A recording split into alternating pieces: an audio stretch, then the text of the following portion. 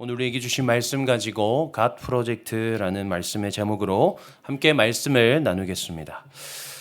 특별 새벽 부흥의 기간 가운데에도 이렇게 또 저녁에 또 시간을 내어서 하나님 앞에 나오신 여러분들을 진심으로 축복하고 환영합니다. 우리 옆에 계신 분들에게 이렇게 한번 인사하고 시작하도록 하겠습니다. 대단하십니다. 대단하십니다. 할렐루야. 네. 끊임없이 예배의 진심으로 하나님을 사모하는 우리에게 하나님 반드시 특별함의 은혜를 허락하실 줄로 믿습니다. 특별 새벽 부흥회 가운데 여러분 큰 은혜를 누리고 계신가요?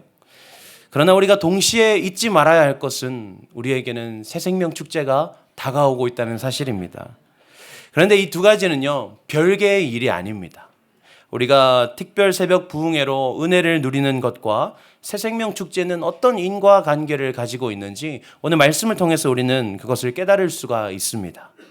본문에서 예수님을 따르던 사람들이 함께 모여 있습니다. 또 이날은 오순절이고 한 주의 첫날, 즉 주일입니다.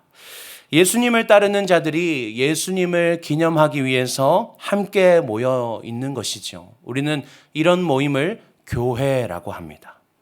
즉 오늘 본문은 무엇을 조명하고 있느냐? 바로 교회에 임하신 하나님의 역사하심을 보여주고 있다는 것입니다. 결론부터 말씀드리면 오늘 말씀에 등장하는 이 교회는요, 세 가지 변화를 경험하고 전도하는 교회가 됩니다. 오늘 사도행전 2장 41절의 말씀을 보시면 그 말을 받은 사람들은 세례를 받음에 이날에 신도의 수가 3,000이나 더하더라 라고 기록되어 있습니다. 세 가지 변화를 겪게 된 사람들 중 한 사람인 베드로의 그 예수님을 고백하는 하나님의 큰 일을 말하는 그 말을 듣고 전도가 되게 된 것이죠.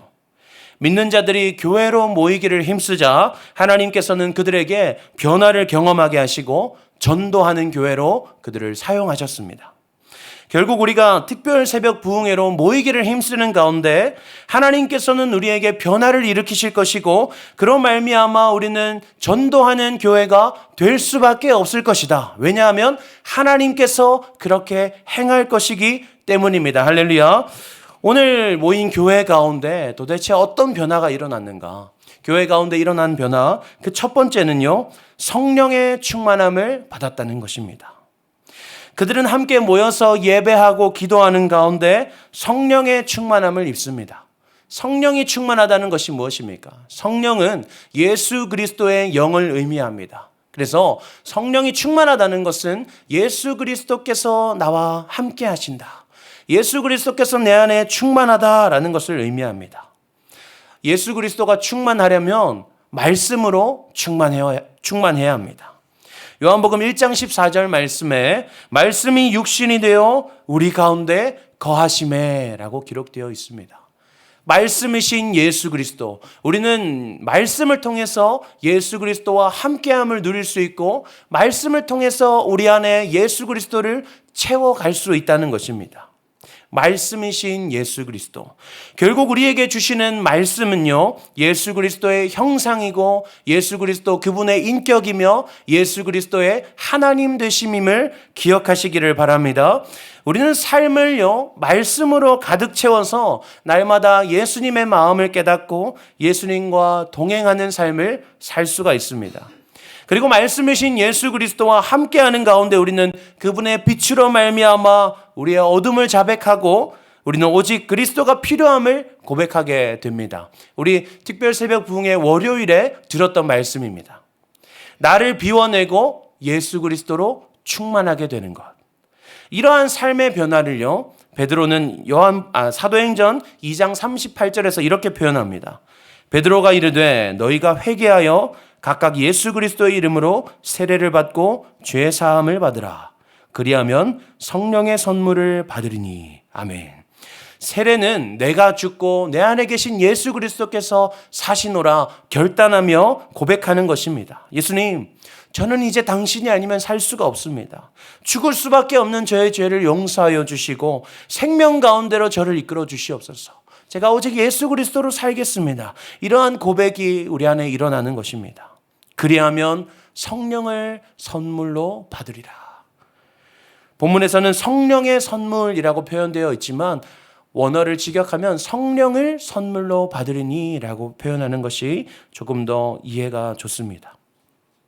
결국 말씀으로 내 삶을 채워가는 것이 예수 그리스도로 충만한 것이고, 예수 그리스도로 충만하여 우리가 그분으로 살겠다고 고백하며 나아갈 때에 우리 안에 성령의 충만함이 다시 한번 확인되어질 수 있는 것입니다.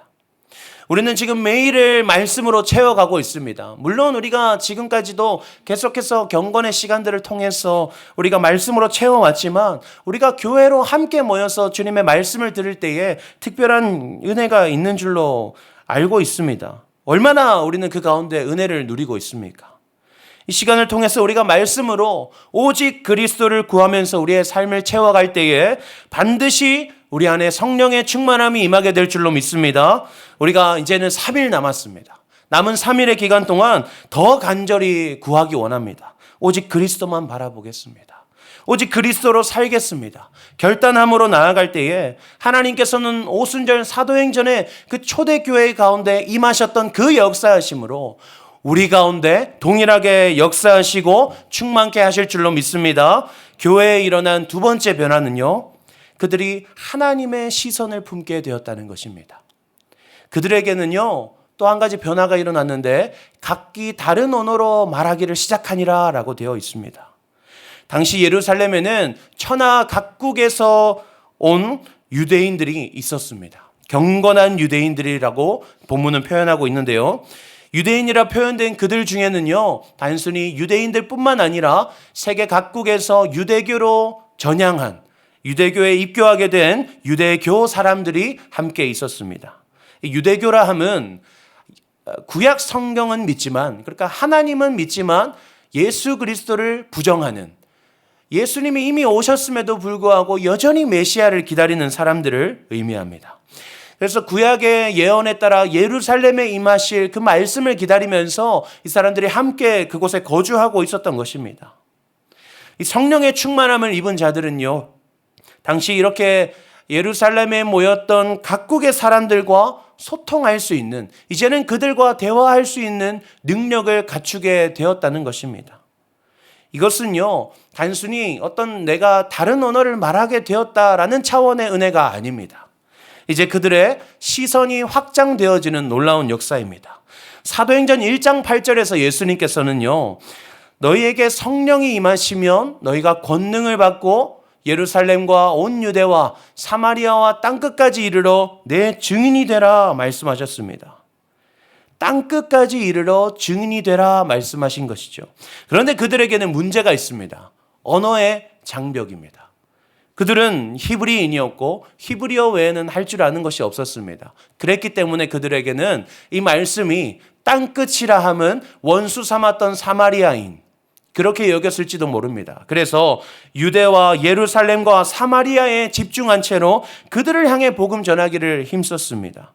땅끝에 주목하기보다는 내 옆에 있는 자들, 나와 소통이 되어지는 자들, 내가 다가갈 수 있는 자들에게 나아가기를 힘썼다는 것이죠. 그래서 실제로도 이방인에게 복음 전하는 것이 일반화되기까지는 시간이 좀 걸렸습니다. 하나님은요, 성령의 충만함을 통해서 언어의 장벽을 허무심으로 말미암아 그들의 눈을 여신 것입니다. 그들이 내가 할 수 있는 만큼의 그 땅을 바라보았더라면 이제는 언어의 장벽을 트심으로 인해서 내가 땅끝까지 나아갈 수 있도록 이곳에 모인 내가 아는 자들뿐만 아니라 세계 각국에서 나온 모든 자들에게 복음을 전할 수 있도록 그들의 눈을 여셨다라는 것입니다. 사랑하는 여러분, 우리 삶에는 어떤 장벽들이 있습니까?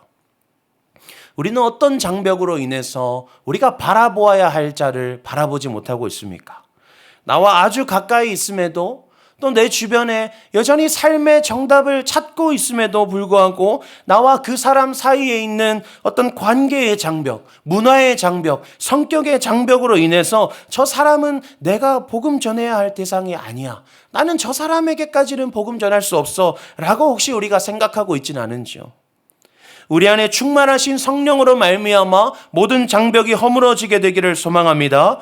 우리가 이제껏 바라보지 못했던, 또 우리가 애써 바라보지 않았던 모든 자들을 이제 우리 마음에 품기를 소망합니다. 성령이 우리와 함께 하시면 어떤 것도 우리를 예수 그리스도의 증인된 삶에서 막아설 수 없다는 것을 믿으시기를 바랍니다.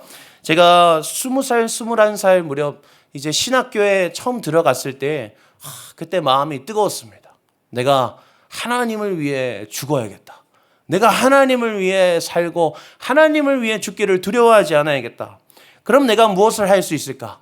작은 것이라도 내가 이웃을 섬겨보자 라는 마음으로 제가 배지밀이나 아니면 비타민 음료들을 갖고 다녔던 적이 있습니다. 그래서 이제 대구나 이제 부산 지역에 다니면서 이제 파지를 주우시는 그런 분들을 뵙거나 또 어려움에 처한 그런 분들을 만나면 제가 그 음료를 전해드리면서 추울 때는 따뜻한 음료를, 더울 때는 시원한 음료를 전해드리면서 안녕하세요. 저는 교회 다니는 사람인데요. 저는 예수님 믿는 사람인데요. 이거 따뜻한 거 하나 드시고 하세요. 뭐 이런 식으로 작은 한마디로 그분들을 만나 뵙곤 했습니다.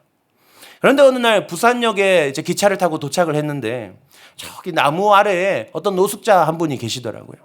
오늘은 저분이다. 저분에게 가야겠다. 편의점에 가서 또 음료를 사가지고 갔습니다. 아직 그분에게 도달하기가 몇 미터 남았는데 악취가 너무 심하더라고요. 냄새가 너무 심해가지고 저도 모르게 발길을 돌렸습니다. 오늘은 아니다. 그래서 버스 정류장에서 학교 가는 버스를 기다리고 있었습니다. 버스를 기다리는데 제 마음에 오만 가지 생각이 들더라고요. 만약 저 사람이 예수님이면 어떡하지? 만약 저 사람이 예수님이 찾으시는 그 한 사람이면 어떡하나? 내가 천국 갔을 때 예수님께서 너 그때 기억나니? 그때 그 사람이 바로 나였다. 라고 예수님께서 그렇게 말씀하신다면 나는 무엇라 변명할 수 있을 것인가? 결국 저는 다시 걸음을 돌려서 그분에게 그 음료를 전해드릴 수 있었습니다. 우리의 생각으로는 할 수 없는 것들이 너무 많습니다. 우리의 가치와 우리의 관념으로는 깨뜨릴 수 없는 그 장벽들이 너무 많습니다. 그러나 우리 마음에 성령 하나님이 주장하시면, 우리 생각과 마음을, 우리의 양심을 성령 하나님이 주장하시면 우리는 능치 못함이 없는 줄로 믿습니다. 우리가 넘어서지 못할 장벽은 없고 우리가 깨뜨리지 못할 장벽은 없는 줄로 믿습니다. 마지막 세 번째 변화입니다. 마지막 세 번째 변화는 하나님의 큰 일을 말하게 된다는 것입니다. 성령의 충만함을 입고 복음 전할 그 시선을 얻은 자들은 각국의 언어로 하나님의 큰 일을 말하게 됨을 우리가 오늘 성경을 통해 볼 수 있습니다. 하나님의 큰 일을 말했다라는 것은요, 먼저 하나님의 크심을 경험했다라는 것입니다. 사도행전 4장에서 베드로와 요한은 자신들을 억압하는 공회 앞에서 이렇게 고백합니다. 내가 보고 들은 것을 말하지 않을 수 없도다.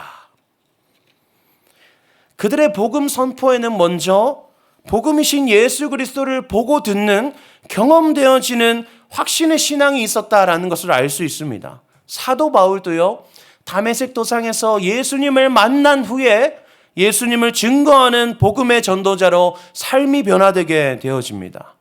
큰 일을 말하는 것에는요, 큰 일을 경험하는 것이 선행되어진다라는 것입니다. 그렇다면 오늘 이 말씀 가운데 이 사도행전에 나타나는 교회의 모든 성도들이 하나님의 큰 일을 말하기를 시작했다라는 것은 어떤 말씀입니까? 그들이 모두 하나님의 크고 위대하심을 경험했더라라는 것입니다. 이 말씀은요, 매일을 깨워 예배로 나아가는 우리에게 엄청난 기대를 줍니다. 하나님께서는 우리가 말씀을 사모함으로 나아가는 가운데 우리 삶에 반드시 하나님의 큰 일을 경험하게 하신다는 것입니다. 할렐루야. 복음을 전해야 할 때요, 무엇을 전해야 할까 고민될 수 있습니다. 그러나 하나님을 경험한 자는 고민하지 않습니다. 내 안에 하나님의 크심을 경험한 것을 감출 수 없기 때문에, 이 사실을 숨길 수 없기 때문에 공회 앞에 선 베드로와 요한처럼 어떤 상황에도 내가 보고 들은 것을 전하지 않을 수 없도다, 우리가 고백하게 되는 것입니다. 제가 어린 시절에 무엇 하나 만족스러운 것이 없었습니다. 외모도 성격도 가정 환경도 뭐 하나 자랑할 것이 없었습니다. 누구와 비교해도 제가 더 못났더라고요. 하나님, 저는 왜 이렇게 살아야 됩니까? 하나님, 저는 왜 이렇죠? 날마다 하나님을 원망했습니다. 차라리 하나님이 계시지 않았더라면, 우리 엄마 아빠가 믿는 그 하나님이 차라리 존재하지 않는 분이라면 이 세상이 불공평한 것이 납득이 될 텐데 라는 마음으로 항상 살았습니다. 그런데 하나님을 깨닫고 나니까요, 그 어떤 부족함도 더 이상 눈에 들어오지 않게 되더라고요. 하나님께서 나를 위해 천지를 창조하시고 하나님께서 나를 위해 그 생명을 내어주셨는데 그 어떤 가치로 나의 소중함을 설명할 수 있을까? 나에게 없는 것은 아무것도 없다. 내 인생은 그 무엇으로도 비교할 수 없는 하나님이 귀하다 하시는 인생이다라는 사실을 깨닫게 되었습니다. 그 사랑이 너무도 크고 놀라웠기 때문에 이렇게 결심했습니다. 내가 받은 이 사랑을 전해야겠다.